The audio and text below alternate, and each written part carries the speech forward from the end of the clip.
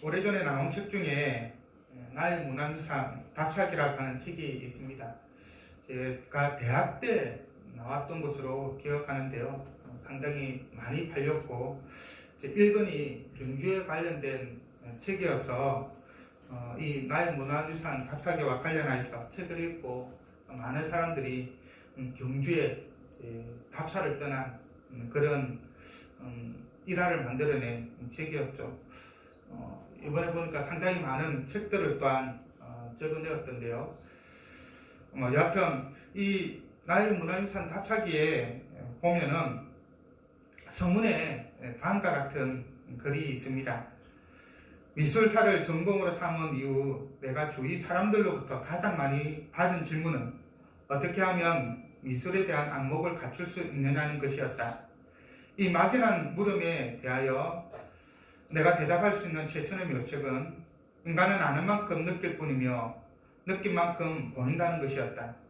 예술을 비롯한 문화미란 아무런 노력 없이 획득되는 것이 아니기 때문이다. 그러면 그것을 아는 비결은 따로 없을까? 이에 대하여 나는 조선시대 한 문인의 글 속에서 훌륭한 모범 답안을 구해둔 것이 있다. 사랑하면 알게 되고 알면 보이나니 그때 보이는 것은 전과 같지 않으리라. 유영준 교수의 책에 있는 서문의 말로서 마지막에 있는 사랑하면 알게 되고 알면 보이나니 그때 보이는 것은 전과 같지 않으리라 라고 하는 말은 많은 사람들의 입에 오르내렸죠. 그런데 이것은 정확한 인용이 아닙니다. 이 말은 종족 때의 문장가 유한준이라고 하는 분이 당대의 수장가였던 김광국의 화첩 성록하원에 붙인 발문에서 이 저자가 잘못 인용한 것인데 원래 의미는 다음과 같습니다. 알면 곧 참으로 사랑하게 되고 사랑하면 참으로 보게 되고 볼 줄 알게 되면 모으게 되니 그것은 한각 모으는 것은 아니다. 알면 사랑하고 사랑하면 보이고 보이면은 모은다. 이것은 아마 우리가 일상생활 가운데에서도 이런 것을 많이 경험하게 될 것입니다. 수석을 좋아하는 사람들은 수석을 모으죠. 또 각자 개인이 좋아하는 것들이 있으면 그것과 관련하여서 뭔가 좀 모으게 됩니다. 왜냐하면 그것을 사랑하고 또 그 가치를 알게 되고 보게 되고 그렇기 때문에 이제 자꾸 모으게 되는 것이죠. 알미 먼저든 사랑하는 것이 먼저든 아는 것과 사랑하는 것은 병행하게 되어 있습니다. 사랑하면 그 사랑하는 대상을 더 알기를 원하죠.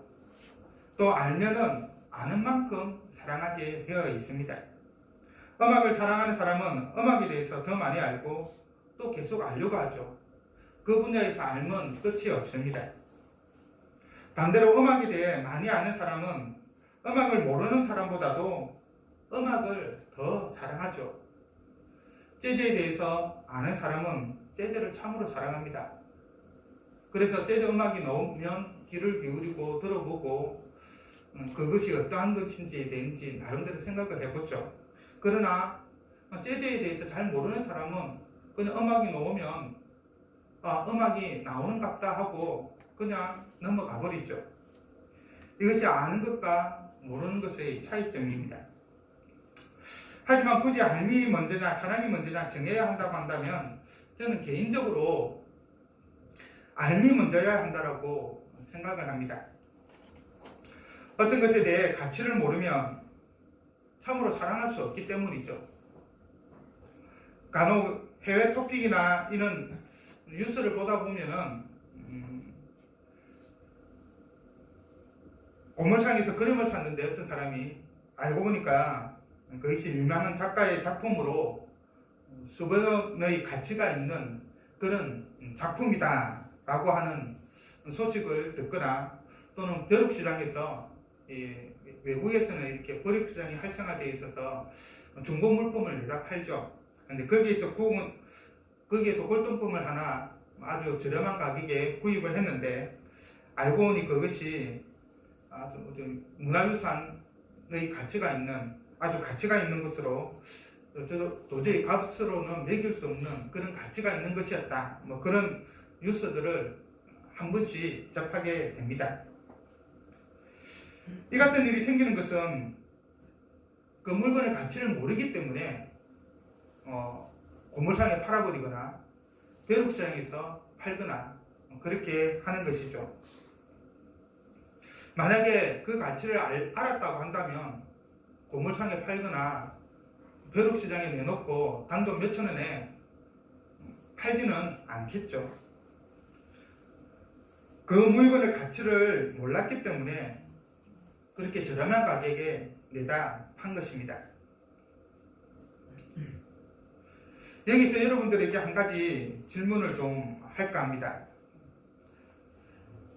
우리 성도님들은, 이곳에 계신 분들은 우리가 믿고 있는 우리의 예배의 대상인 예수님을 또 하나님을 참으로 사랑하십니까? 사랑하지 않는다라고 답하는 사람은 아마 없을 거라고 생각이 됩니다. 나름 좀 고민을 할 수는 있겠지만, 그러면 우리 성도님들은 예수님에 대해서, 하나님에 대해서 얼마나 많이 알고 있습니까? 아니면 나의 사랑의 대상인 예수님을 알아가기 위해서 또 얼만큼 노력하고 계십니까? 아는 만큼 사랑하게 되고 또 사랑하는 만큼 안다고 한다면 예수님의 사랑과 예수님을 아는 것 사이에는 비례관계가 있겠죠. 예수님을 사랑한 만큼 예수님에 대해서 많이 알 것이고, 예수님을 많이 아는 만큼 또 예수님을 사랑할 것입니다. 그래서 내가 예수님을 사랑한다라고 했을 때 다시 한번 질문을 해봐야 되죠. 예수님에 대해서 내가 얼마나 알고 있는가? 그래서 만약에 내가 예수님을 이만큼 사랑하는데 예수님에 대해서 그만큼 알고 있지 못하다고 한다면 내가 사랑한다라고 말하는 그것은 그냥 말에 지나지 않는 것이죠. 참으로 진짜로 사랑하는 것은 아니다라고 말할 수 있을 것입니다. 많은 사람들이 교리 공부를 하는 것에 대해서 참으로 부담스러워하죠. 이 교리 공부를 한다는 것은 예수님을 알아나는 과정이고 하나님을 알아나가는 과정인데, 어떤 경우에는 굳이 교리 공부를 할 필요가 뭐가 있느냐, 열심히 교회에 나와서 예배드리고 또 성도들과 교제하고 그러면 되지, 뭐 교리에 대해서 할 필요가 있느냐 라고 생각하는 경우도 간혹 있습니다. 신앙생활하는 데 있어서 교리를 몰라도 신앙생활하는 데에는 뭐 크게 뭐 불편함이 없기 때문인 것이죠.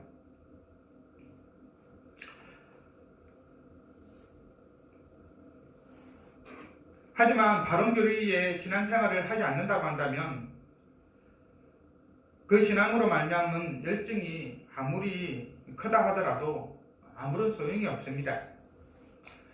예를 들어서 여호와의 증인이나 신천지는 우리가 이단으로 정죄를 하고 있죠.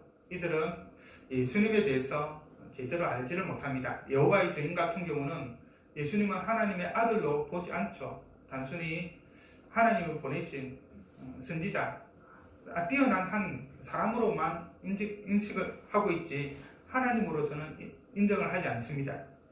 신천지 같은 경우에는 이만희 교주가 자기가 하나님이라고 이야기를 하고 있죠. 그런데 이 여호와의 증인을 믿거나 신천지를 믿는 이 사람들의 열심을 보면 파의 추종을 불허합니다. 얼마나 열심인지 말로 할 수 없죠.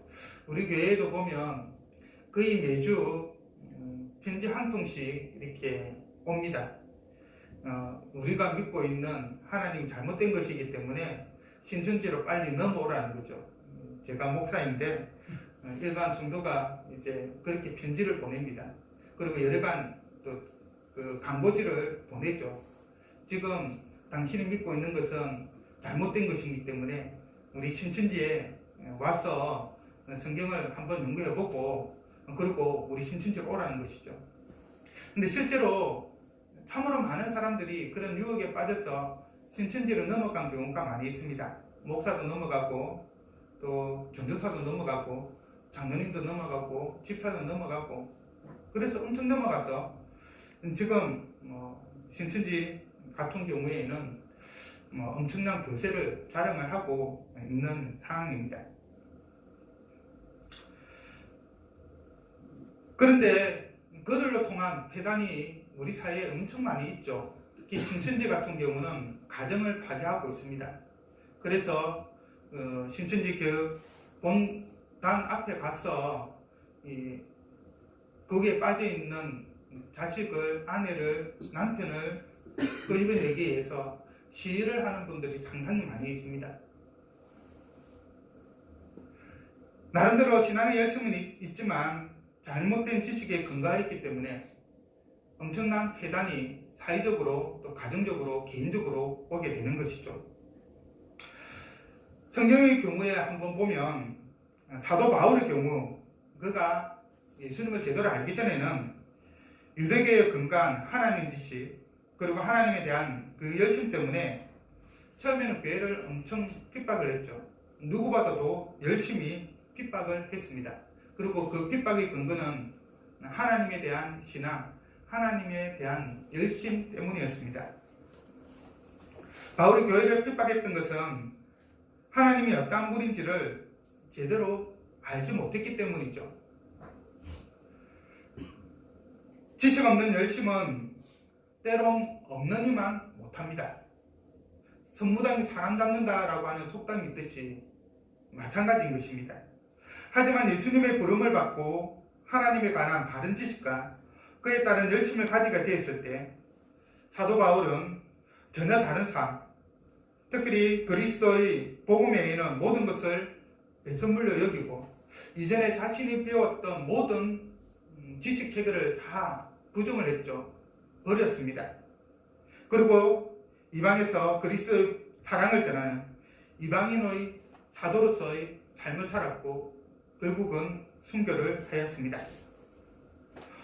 오늘 읽은 말씀 중 18절을 보면 사도 베드로는 베드로후서 사도 베드로가 보낸 두 번째 편지인데 이 편지를 마무리하면서 이 편지를 읽어보는 많은 성도들을 향하여서 한 가지 권면을 하고 있습니다. 그것은 바로 오직 우리 주 곧 구주 예수 그리스도의 은혜와 그를 아는 지식에서 자라가라라는 것입니다. 우리는 신앙인으로서 분명히 성장해야 합니다. 어린아이가 엄마의 젖을 먹고 이유식을 먹고 밥을 먹고 시간이 지나면서 계속 키가 자라나가고 지식이 자라나가고 정신적으로 자라나가듯이 신앙적인 측면에서 영적인 측면에서도 자라나가야 하는 것이죠. 그러나 우리의 신앙이 자라가야 하지만 아무렇게나 자라서는 안 되는 거죠. 아이가 자라나가는데 팔만 자라거나 머리만 자라거나 다리만 자라거나 이상하잖아요. 뭔가 잘못된 거죠. 몸은 자라지 않는데 정신만 자라면 어떻게 됩니까? 애 어린이날 소리를 듣긴 하겠지만은 그것도 참 이상합니다. 몸은 자라는데 정신은 자라지 않으면 그것도 참으로 이상하죠. 신앙도 마찬가지인 것입니다. 그래서 사도 베드로는 우리의 신앙이 그리스도의 은혜와 지식에서 자라야 한다라고 분명하게 말합니다. 우리의 신앙 성장은 우리 주 예수 그리스도의 은혜와 그리스도를 아는 지식에 근거해야 하는 것이죠. 아무렇게나 우리 신앙이 자라서는 안 되고 그 근거가 있어야 된다는 것입니다. 그것이 바로 그리스도의 은혜와 그리스도를 아는 지식입니다. 그럴 때 건강한 신앙을 가질 수 있고 건강한 신앙인으로 성장할 수가 있습니다. 이단의 유혹과 세상의 헛된 사상과 철학과 가르침에 넘어가지 않는 것이죠. 이런 이유로 사도 베드로는 17절에서 무법한 자들의 미혹에 이끌려 너희가 굳은 데서 떨어질까 삼가라 라고 분명하게 말하고 있습니다. 언제든지 잘못된 곳에 넘어질 수 있는 위험성이 도사리고 있다는 것입니다. 초대교회 당시 많은 성도들이 주님의 재림을 고대하고 있었습니다. 예수님이 부활 승천하신 이후에 예수님께서 승천하신 그때에 그 주위에 있었던 천사들이 예수님이 보신 이대로 다시 오실 것이다 라고 제자들에게 말했죠. 그리고 그것을 보았던 많은 사람들이 예수님이 다시 오신다 라고 이야기를 했고, 그에 따라서 예수님이 십수년 내에 적어도 많은 시간이 지나지 않아서 제자들 같은 경우에는, 또 그 당시에 있었던 많은 제자들 같은 경우는 자기들이 이 세대가 지나가기 전에는 예수님이 다시 오실 것이다 라고 하는 그런 생각을 가지고 있었습니다. 하지만 기대와 달리 수십 년이 지나도 예수님의 재림은 없었습니다. 오신다던 예수님은 안 오시고 핍박만 더 심해지고 있었던 상황이었던 것이죠. 그러나 일부에서 예수님의 재림은 없다고 주장한 그런 이유로 일부에서는 예수님의 재림은 없다라고 주장하는 사람들이 일어났습니다. 그리고 현상적으로 지금 당장 예수님이 오시지 않고 있기 때문에, 수십 년 동안 예수님이 다시 오시지 않기 때문에, 또 그를 징조도 보이지 않고 핍박만 더욱더 늘어가기 때문에 많은 사람들이 재림이 없다라고 하는 그런 가르침을 따라서 예수님의 재림은 없다라고 믿고 있었습니다. 이에 대해 베드로전서 3장 4절을 보면, 이르되 주께서 강림하신다는 약속이 어디 있느냐, 조상들이 잔 후로부터 만물이 처음 창조할 때와 같이 그냥 있다 하니 라고 말하고 있습니다. 재림이 없는 거예요. 세상에 종말이 있다라고 분명히 이야기했는데 그럴 기미가, 징조가 전혀 보이지 않는 거죠. 그러다 보니까 이제 사람들 가운데에서 주님이 약속하셨던 그 재림, 마지막 때 심판의 날은 없다라고 주장을 했고, 또 많은 사람들이 따라갔던 것입니다. 그런데 단순히 이런 가르침만 있었던 것이 아니라 그 가르침에 따라서 그들은 자신의 정욕에 따라 행하였습니다. 하나님의 말씀을 따라서 행하였던 것이 아니라 그 말씀을 떠나서 자신이 하고 싶은 대로, 쉽게 이야기하면 제약된 삶을 구원받기 전의 그런 모습으로 살았다는 것이죠. 세상에서의 삶이 전부이냐, 예수님의 가르침과는 먼 방탕한 생활을 한 것입니다. 이런 예수님의 재림, 하나님에 대한 무지에서 온 것이죠. 그렇기 때문에 사도 베드로는 3장 8절과 9절에서 사랑하는 자들아, 주께는 하루가 천년 같고 천년이 하루 같다는 이 한 가지 사실을 잊지 말라.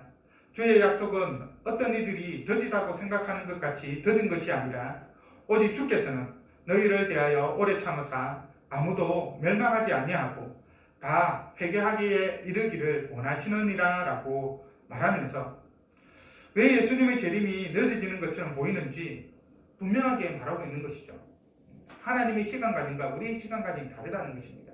그리고 하나님께서 이렇게 늦게 심판하시는 것, 예수님의 재림이 늦어지는 이유는 더 많은 사람들의 구원을 위해서 분명한 목적을 가지고 있다는 것이죠. 그러면서 11절과 12절에서 자기의 정욕에 따라 살지 말고 거룩한 행실과 경건함으로 하나님의 날이 임하기를 바라보고 간절히 사모하며 살아야 한다고 말합니다. 지금 십수년 동안 주님의 재림이 없고 하나님의 심판의 날이 없기 때문에 없다라고 단정하고 살아가는 것이 아니라, 여전히 우리 주님이 언제 오실지 모른다는 그런 마음가짐을 가지고 내일 당장 오더라도 예수님을 맞이할 수 있도록 그러한 삶을 살아라고 분명하게 이야기하고 있는 것이죠.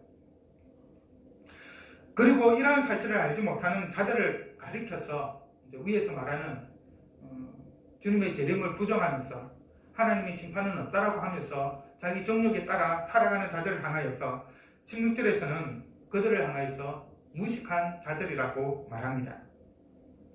이들은 그릇된 지식에 근거하여서 성경을 해석하였고 자기의 정력에 따라서 삶으로 스스로 멸망에 빠지게 됩니다. 17절에서 말하고 있는 무법한 자들의 미혹에 이끌린다라고 하는 것은 바로 예수님의 재림을 믿지 않고 하나님의 심판의 날이 있음을 믿지 않고 이 땅의 삶이 전부인 양 자기 정욕에 따라 살아가는 것을 말하는 것이죠. 그래서 사도 베드로는 이 같은 미혹에 빠지지 않는 방법으로서 우리 주 예수 그리스도의 은혜와 그를 아는 지식에서 자라가라라고 말하고 있습니다. 주님을 부정하고 하나님을 알지 못하는 그런 가운데 자기 정욕에 따라서 살아가는 것이 아니라 우리 주님이 반드시 오시고 또한 언제인지는 알지 못하지만 하나님의 심판의 날이 있기 때문에 그 심판의 날을 사모하면서 이 땅에서 거룩하고 선한 삶을 살아야 한다고 말하고 있는 것입니다. 우리의 신앙 성장은 그리스도의 은혜와 그를 아는 지식에 기초해 있어야 합니다. 그래야지 그 신앙이 건전해지게 되고 이 땅에서의 삶도 모든 사람들이 보기에 참으로 존경할 만한 그러한 삶이 되는 것입니다. 그러면 어떻게 하면 예수 그리스도의 은혜와 예수 그리스도에 대한 지식을 우리가 알 수 있고 그 안에서 자라갈 수 있을까요? 네 가지를 좀 말씀드릴까 합니다. 가장 우리가 쉽게 실천할 수 있는 것인데 제일 먼저는 우리가 성경을 읽고 묵상해야 하는 것이죠. 성경은 예수 그리스도에 대해 기록해 놓은 책입니다. 우리는 다른 곳에서 예수님에 대한 지식을 취하는 것이 아니라 성경에서 예수님에 대한 지식을 습득을 해야 합니다. 다른 방식으로 취하게 되면 예수님에 대해서 제대로 알지 못하게 되는 것이죠. 왜냐하면 성경 자체가 예수님에 대해서 직접 기록한 것이기 때문입니다. 구약은 오실 예수님에 대해서, 신약은 오신 예수님과 다시 오실 예수님에 대해서 기록해 놓은 책이고, 또 예수님이 어떠한 일을 행하셨는지 그 행하신 일들을 기록해 놓은 책이죠. 예수님이 우리에게 베푸신 은혜를 한마디로 말해서 기록해 놓은 책이 성경입니다. 그래서 그리스도의 은혜를 알기 위해서는 성경을 읽어야 하는 것입니다. 우리가 말씀을 읽고 묵상할 때 우리는 예수님과 그의 은혜를 알게 되는 것이죠.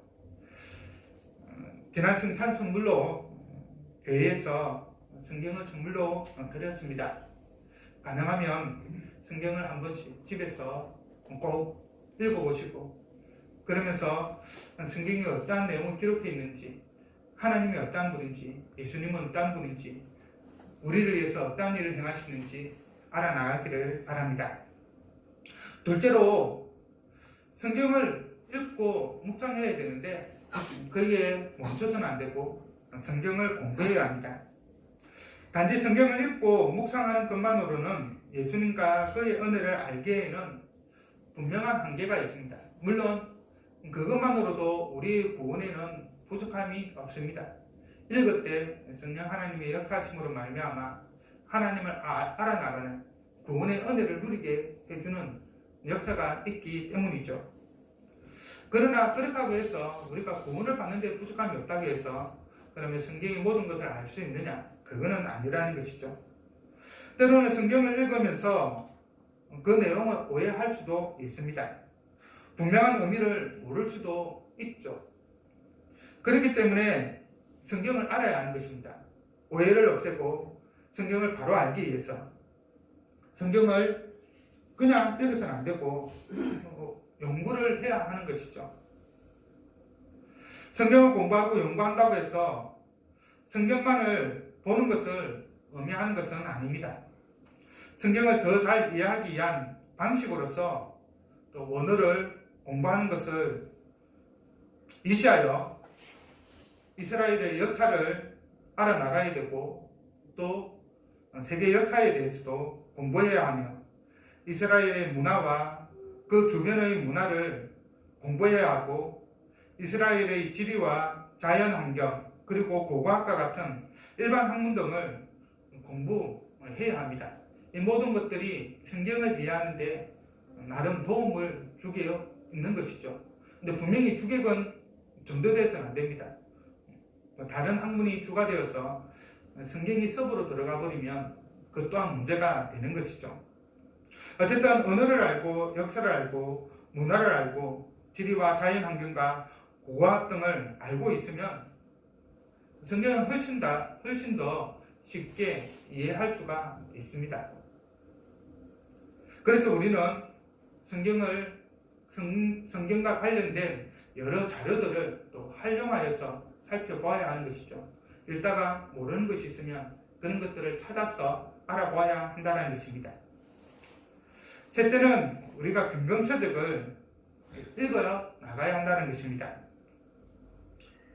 통계청이 발표한 2019년 사회조사 결과를 보면 만 13세 이상 인구 가운데에 지난해 15월부터 지난해니까 이제 2018년 5월부터 2019년 4월까지 딱 1년 동안 책을 한 권 이상 읽은 독서 인구가 50%라고 말합니다.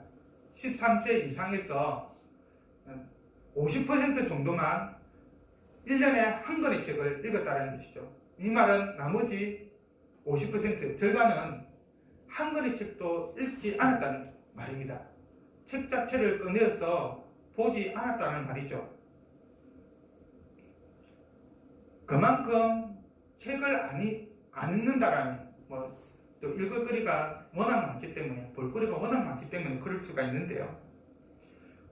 그런 점에서 우리 성도님들은 이곳에 계신 여러분들은 작년 한 해에 몇 권의 책을 읽으셨는지요?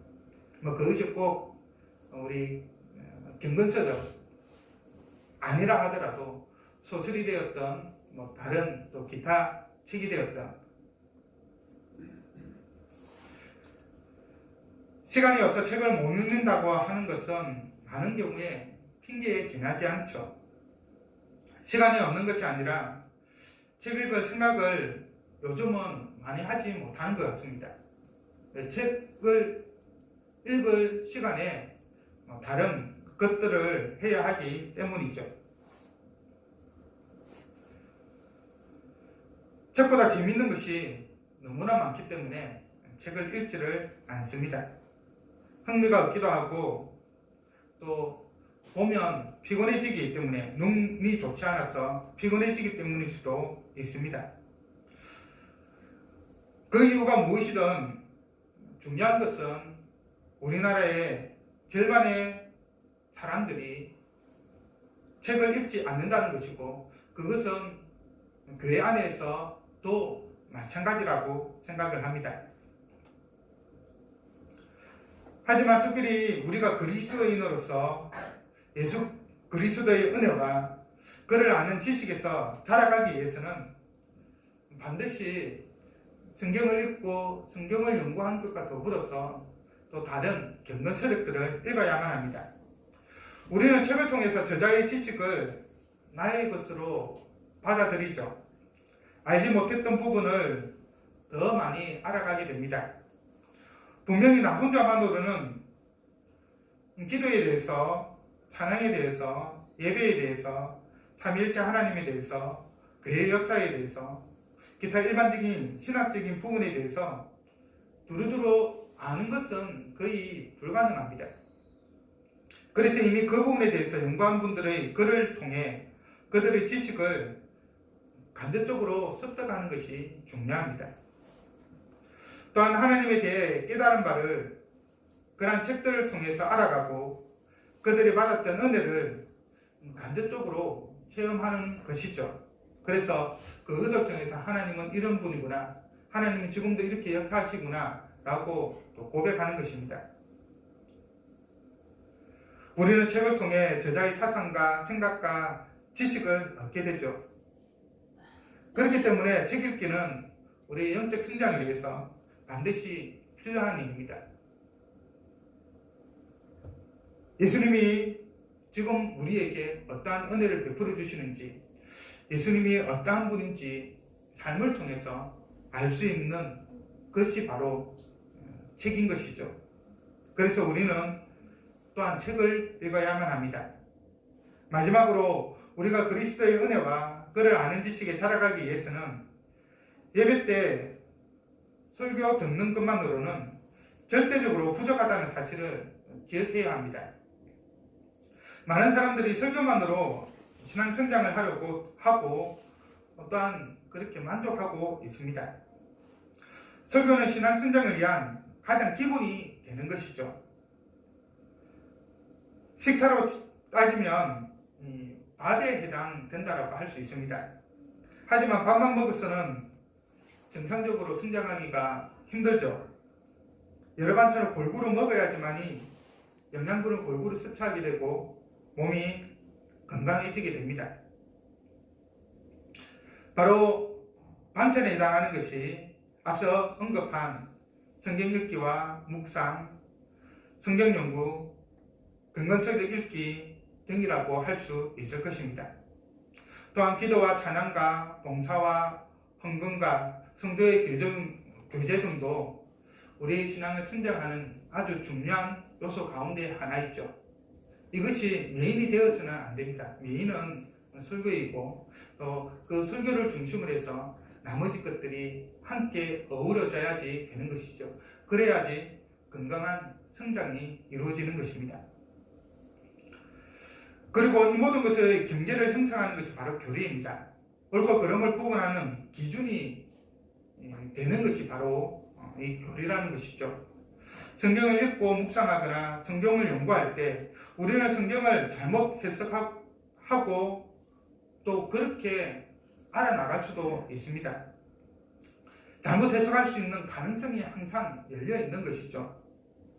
교리는 이렇게 성경을 해석할 때 우리에게 기준을 제시해 줍니다. 어떤 것이 잘못된 해석이고 어떤 것이 바른 해석인지, 좀 더 나은 해석이 무엇인지를 알려주는 것이 교리라는 것입니다. 예를 들어 태초에 하나님은 아담과 하와만을 창조하시지 않고 아담과 하와 이외에도 수많은 사람들을 창조하셨다. 특별히 아담과 하와를 인간의 대표로 선택하여서 따로 에덴 동산에 두신 것이다. 우리는 그 사실을 동물들이 한 상만 창조되지 않은 데서 알 수 있다라고 성경의 창세기를 해석한다고 한다면 우리는 이에 대해서 어떻게 반응해야 할까요? 충분히 그럴 가능성이 있죠. 왜 하나님이 다른 모든 동물들은 한 상 이상을 창조하시는데 왜 사람만 남자와 여자 딱 각각 한 명씩만 그 두 명만을 창조하셨을까? 뭔가 문제가 있는 거 아니야? 그리고 아담이 추방당했을 때 가인이 범죄하고 난 이후에 보면 이미 많은 사람들이 그 땅 가운데 널리 퍼져 있었다라고 이야기하고 있는데 그 사람들은 도대체 어디서 나왔지? 이렇게 설명하면서 아담과 하와만을 창조하지 않고 많은 사람들을 창조했었는데 에덴 동산에 있었던 사람만이 아담과 하와였고 나머지는 에덴 동산 밖에서 살고 있었다. 그렇게 이야기하면은 이 잘못된 길로 나간다는 것이죠.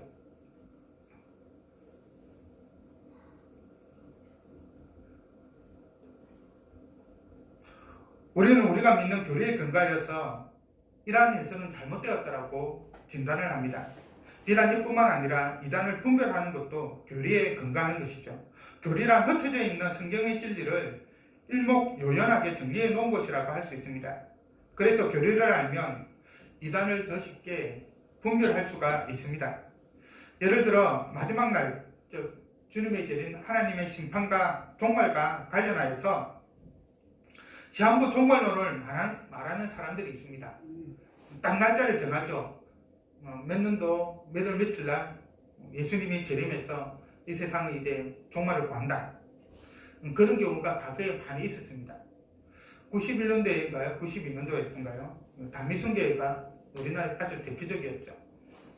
그런데 종말이 오지 않았습니다. 교리를 잘 알면 이단에 넘어갈 일도 없고 또한 이단을 분별할 수 있는 지혜를 얻게 됩니다. 오늘날 많은 사람들이 이단에 빠지는 이유 중에 하나가 교리 공부에 대한 지식이 부족한 경우가 많이 있습니다. 단순히 성경만 읽고 자기 나름대로 했던 성경을 이해했기 때문에 모르는 부분에 대해서 잘 이해 안 되는 부분에 대해서 좀 이상하게 해석해도 하니까 나름 그럴듯하게 보이고 그래서 빠지게 되는 것이죠.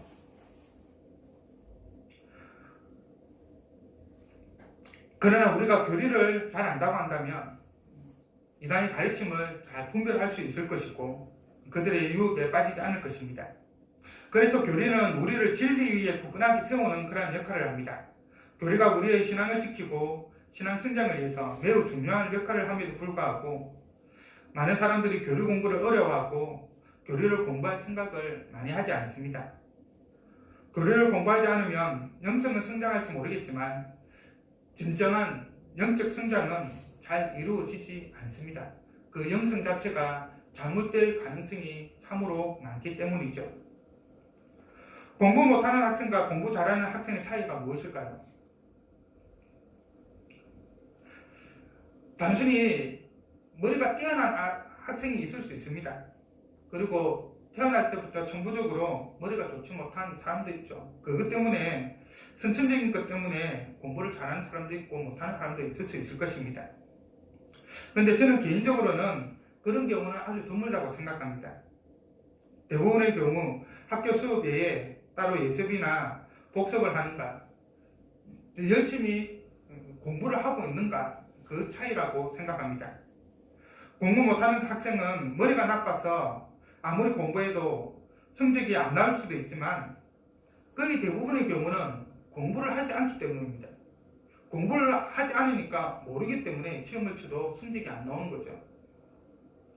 수업 시간에도 제대로 듣지 않고 방과 후에도 제대로 공부하지 않기 때문에 공부를 못하는 것, 우리에게 있어서 공부를 못한다는 말은 성적이 좋지 않다는 말과 일맥상통하죠.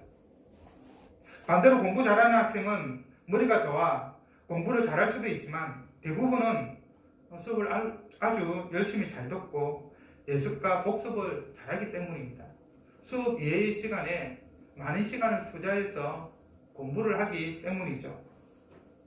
아무리 학교에서 선생님이 열심히 가르쳐 주어도 학생이 그것을 계속해서 익히지 않으면 소용이 없는 것입니다.